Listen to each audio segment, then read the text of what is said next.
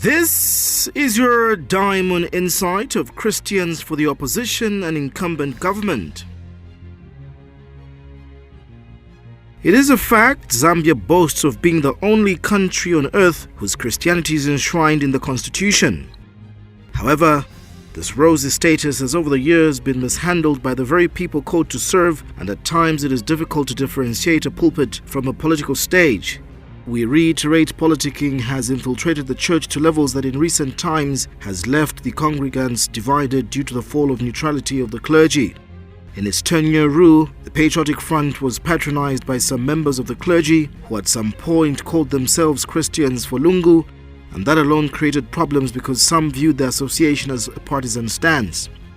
There is nothing wrong for the clergy to associate with a political grouping of choice, but issues arise when there is a conflict of interest in their duties. Even under the New Dawn administration, there is potentially a group of church leaders that may want to create a group exclusively associated with President Hakainde Hichilema, a move that would create problems in the faith. We are aware there are leaders of some denominations that shun the UPND, and what is concerning is the manner that the unwritten agenda keeps unfolding for all to see.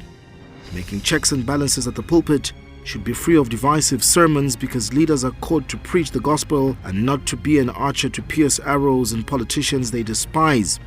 We re-emphasize the church and government should always dialogue, because it is from that politicians are guided to uphold Christian tenets.